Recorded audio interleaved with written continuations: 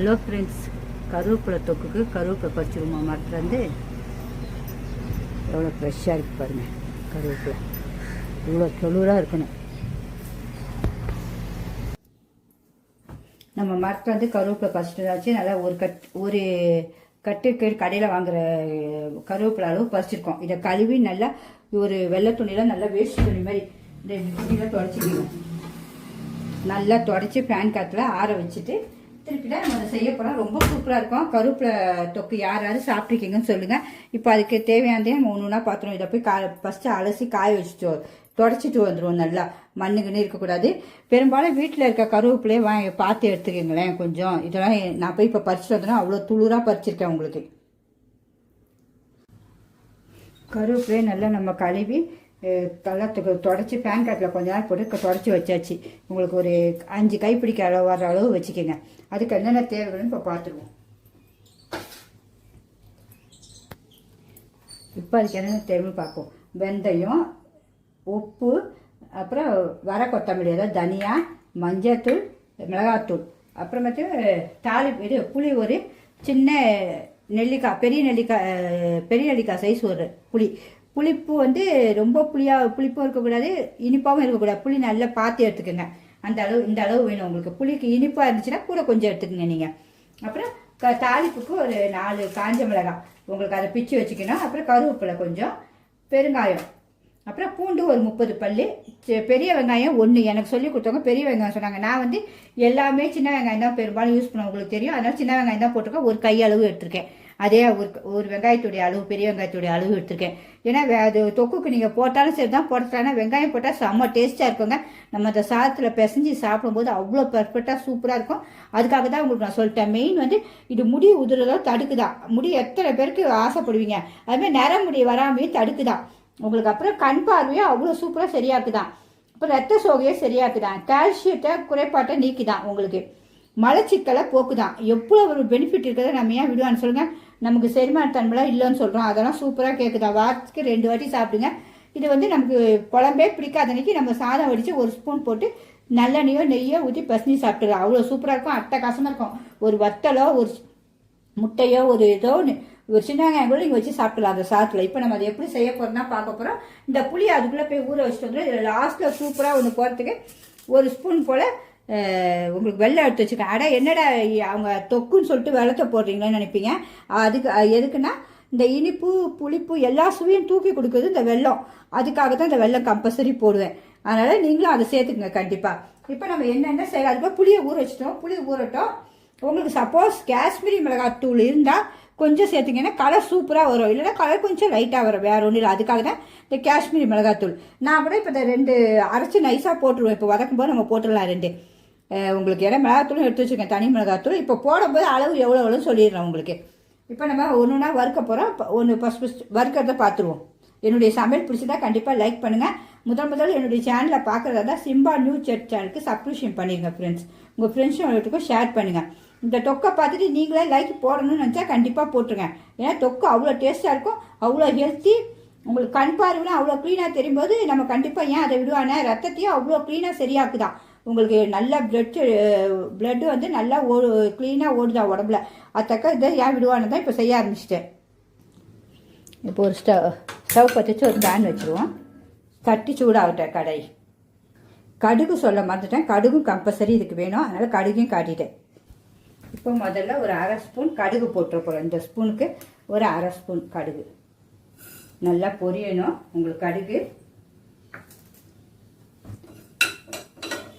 பொரிஞ்சோடனே அடுத்தது போடணும்.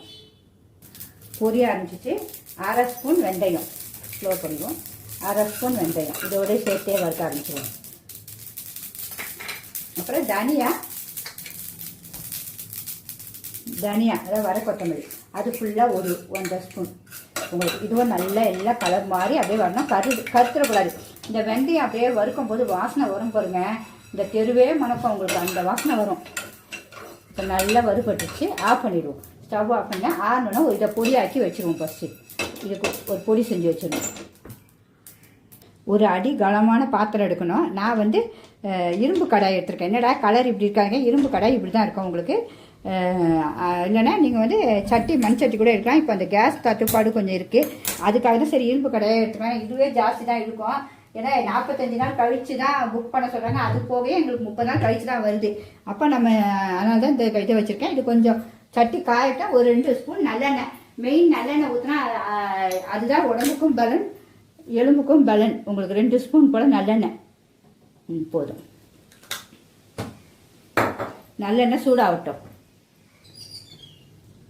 நல்லெண்ணெய் சூடாச்சு. இப்போ இந்த கருவேப்பிலையை போட்டுருவோம். தண்ணி தான் வெடிக்கும், அதனால் நல்லா பார்த்து போட்டுருங்க. கலர் மாறக்கூடாது. அதே டைமில் நமக்கு நல்லா சூப்பராக வறுபட்டுடணும். அந்த கொஞ்சம் வதங்கிடணும். உங்களுக்கு அந்த அளவு இருக்கணும். ஸ்லோவில் தான் வச்சுருக்கேன். மனம் வருது சூப்பராக. வீட்டு கருவேப்பிலைன்னா அவ்வளோ சூப்பராக வருது. உங்களுக்கு 2 நிமிஷம் அப்படியே வறுப்போம் ஸ்லோவில் வச்சு. பச்சை கலரே மாறக்கூடாது. உங்களுக்கு சூப்பராக வதங்கப்பட்டோம். பார்த்தீங்களா, நல்லா சுருண்டுடுச்சு. கலரும் உங்களுக்கு மாறல. இந்த டைமில் நம்ம அப்படியே ஆஃப் பண்ணிடுவோம். இந்த சூட்டிலே இருக்கட்டும். அதுக்குள்ளே நம்ம வறுத்து வச்சுருக்கோம் பார்த்தீங்களா, வெந்தயம், கடுகு, தனியா, அதை வறுத்துட்டு வந்துடும். இதை ஸ்டவ் ஆஃப் பண்ணிடுவோம். அரைச்சிட்டு வந்துடுவோம். அதை மிக்சியில் போட்டுருவோம். மிக்சி காஞ்சிருக்கணும் நல்லா. இப்போ அரைச்சிட்டு வந்துடுவோம். நல்லா நைஸாக அரைச்சிடணும்.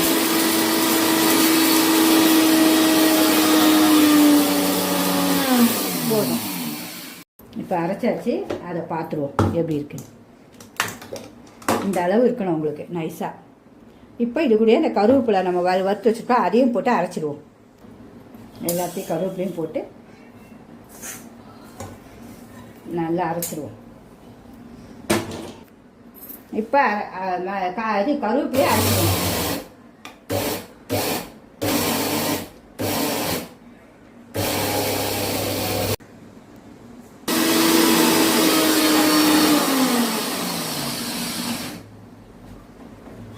நம்ம தண்ணி ஊற்ற வேண்டியதில்லை, ஏன்னா அதில் இருக்க ஈரத்துலேயே அரைப்பட்டுரும். அப்படி வேணுன்னா உங்களுக்கு லைட்டாக தெளிச்சிக்கோங்க. அதை பாருங்க, நான் சுத்தமாக ஊற்றாமல் தான் அரைச்சி வச்சுக்கேன். இந்த அளவுக்கு இருக்கணும். இந்த அளவுக்கு இருக்கணும். இப்போ அடுத்ததை பார்ப்போம். கருவேப்பிலையும் அரைச்சாச்சு, புளியும் கரைச்சி வச்சாச்சு. நம்ம ஒரு 400 தண்ணி 400 ml மாதிரி இருக்கும். நல்லா திக்காக புளியை கரைச்சி வச்சுருங்க. அப்புறம் இது காஷ்மீர் மிளகாவும் அரைச்சி வச்சுருக்கேன். தேவைக்கேற்ப 1 ஸ்பூனோ ஒரு அரை ஸ்பூனோ 1.5 ஸ்பூனோ போடலாம். காரம் இருக்காது உங்களுக்கு. அதுக்காக அதையும் அந்த கலருக்காக தான், வேறு ஒன்றும் இல்லை. இப்போ நம்ம மறுபடியும் சட்டி வச்சு மறுபடியும் இது நல்லெண்ணெய் ஊற்றுவோம். மறுபடியும் ஸ்டவ் பற்ற வச்சுருவோம். நல்லெண்ணெய் இப்போ ஒரு 6 ஸ்பூன் போல் ஊற்றுவோம். முதல்ல 2 ஸ்பூன் ஊற்றணும். இது தொக்குக்கு பார்த்திங்களா ஒரு 6 ஸ்பூன். ஏன்னா நல்லா இருந்தால் தான் 1 மாதம் 2 மாதம் ஆனாலும் கெடாது உங்களுக்கு. இப்போ மறுபடியும் ஒரு 1/4 ஸ்பூன் கடுகு, முன்னாடியும் கடுகு போட்டிருக்கோம். கடுகு பொரியணும். பூண்டு போட்டிருக்கேன், 30 பல்லு பூண்டு. கடுகு, வெந்தயம், பூண்டு. அடுத்தது நமக்கு அரிஞ்சு வச்சுருக்க சின்ன வெங்காயம். அதுவும் நல்லா கலர் மாறி நல்லா செவந்து வரணும். இந்த கருவேப்பிலையும் கருவேப்பிலை தொக்குக்கு கருவேப்பிலை போடலாம். நீங்கள் கருவேப்பிலையும் போடுங்க. எல்லா சமையலுக்கும் போடுவேன், அதனால சரி போட்டாச்சு. நல்லா வரட்டும்.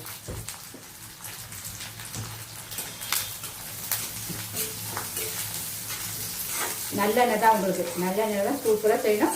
அப்போ தான் சூப்பராக வரும். ஒரு 5லேருந்து 7 நிமிஷம் வரைக்கும் நல்லா ஸ்லோலியே சூப்பராக வந்துடும். இப்போ இந்த காய்ச்ச மிளகாவையும் கிள்ளி போட்டுருவோம்.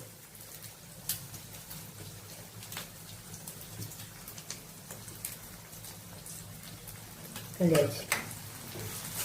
நல்லா வதங்கட்டும் ஒரு 2 நிமிஷம். இப்போ பெருங்காயத்தூள் போட்டுவோம். இந்த அளவு வந்துடுச்சு உங்களுக்கு.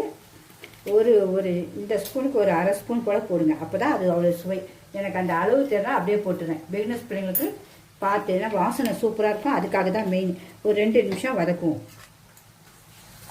இதெல்லாம் பூண்டெல்லாம் அப்படியே எடுத்து சாப்பிடுறது அவ்வளோ டேஸ்ட்டாக இருக்குங்க. 2 நிமிஷம் அந்த பெருங்காயம் வதங்கிறதுக்காக. இப்போ நம்ம இந்த புளி தண்ணி எடுத்து வச்சுருக்கோம் பார்த்தீங்களா, அதை ஊற்றிடுவோம்.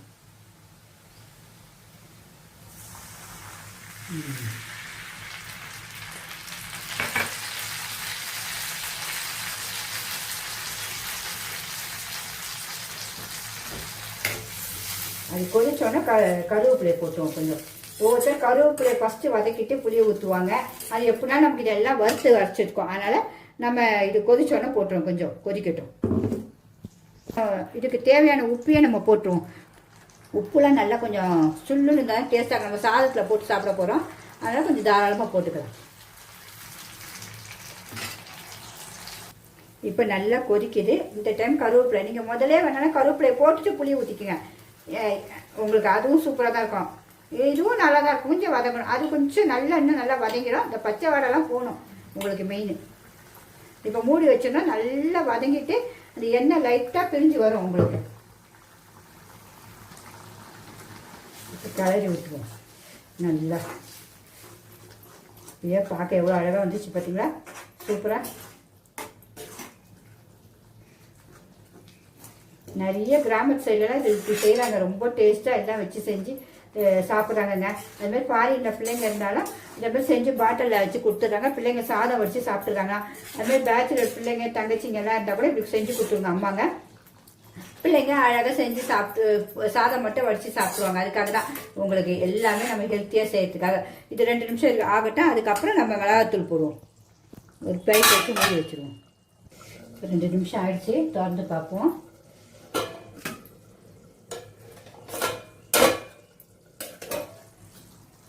இப்பயே அழகாக சூப்பராக லைட்டாக எண்ணெய் வர ஆரம்பிச்சிச்சு பிரிஞ்சு. இப்போ நம்ம மஞ்சத்தூள் 1 ஸ்பூன் போடுவோம்.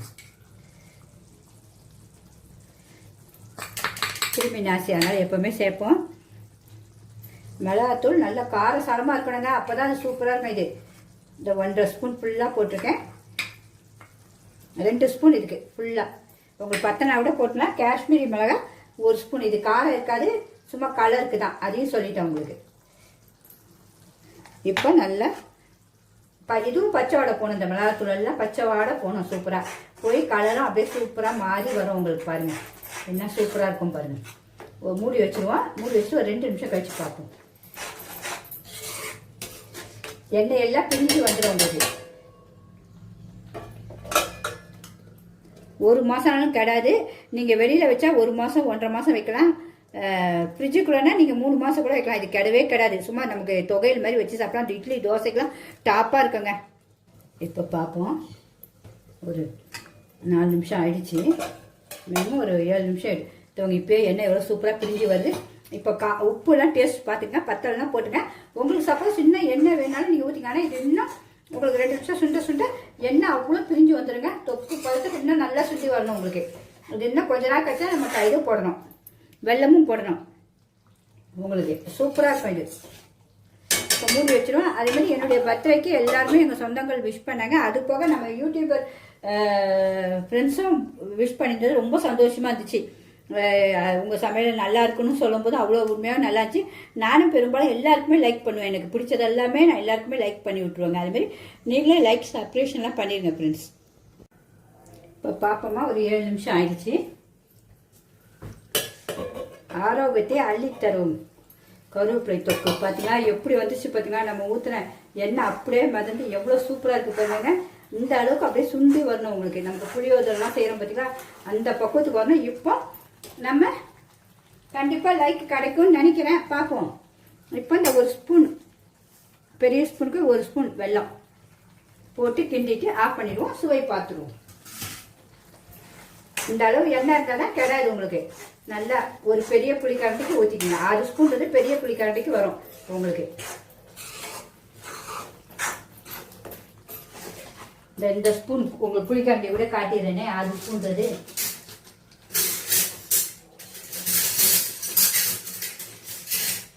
6 ஸ்பூன்றது இதுக்கு வரும் உங்களுக்கு. 2 வரும் 6 ஸ்பூன்றது. இப்போ நம்ம ஆஃப் பண்ணிட்டு டேஸ்ட் பார்த்துருவோம். இப்போ ஸ்டவ் ஆஃப் பண்ணிடுவோம். ஆஃப் பண்ணிவிட்டு டேஸ்ட்டு சுவையும் பார்க்கணும்ல.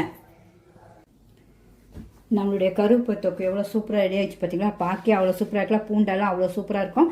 நம்ம இப்போ அந்த சாதத்தையும் டேஸ்ட் பார்க்கணும்ல. கண்டிப்பாக சூடாக இருக்குது. எப்படி இருக்குது பாருங்கள். சும்மா அல்டிமேட்டாக இருக்குது பாருங்கள். நம்மளுக்கு சாப்பிட்டு காட்டணும்ல. நமக்கு சமையல் பண்ணவே உங்களுக்கு போர் அடிக்கும். இந்த வெயில் காலம்லாம் கண்டிப்பாக கிச்சனுக்குள்ளே போக வெறுப்பாக இருக்கும். அப்போ இதேமாரி நீங்கள் வச்சு இதேமாதிரி சாதங்களை வச்சு செஞ்சு சாப்பிடுங்க. ஒரு வத்தலோ, ஒரு முட்டையோ, ஒரு வெங்காயமோ எதுனாலும் பொரிச்சிட்டு வாங்க. சாப்பிட்டு காட்டுறேன் சுவை எப்படி இருக்குன்னு. இந்த வருங்க. பார்க்க அவ்வளோ சூப்பராக இல்லை சாதம். பாப்பா சொல்ல வாய்ப்பே இல்லைங்க. அவ்வளோ ஒரு டேஸ்ட்டாக இருக்குது. உங்களுக்கு இது கருவேப்பிலையில் செஞ்சதுன்னே சொல்ல முடியாது. பிள்ளைங்க எல்லாம் விரும்பி சாப்பிடுவாங்க. கண்டிப்பாக எல்லாருமே ட்ரை பண்ணுங்கள். பிடிச்சிருந்தா கண்டிப்பாக லைக் பண்ணுங்கள் ஃப்ரெண்ட்ஸ். ஓகே, பாய். இதை வந்து ஒரு கண்ணாடி பாட்டிலோ இல்லை ஒரு பிளாஸ்டிக் டப்பாங்களையோ போட்டு வச்சுருங்க. அப்போ தான் கெடாமல் இருக்கும். தண்ணி கையில் தண்ணி இல்லாமல் ஸ்பூனில் எடுத்து வச்சுட்டு வைங்க. அப்படின்னா உங்களுக்கு எவ்வளோ நாள்னா கெடாது. ஃப்ரிட்ஜில் வச்சு வேண்டிய போது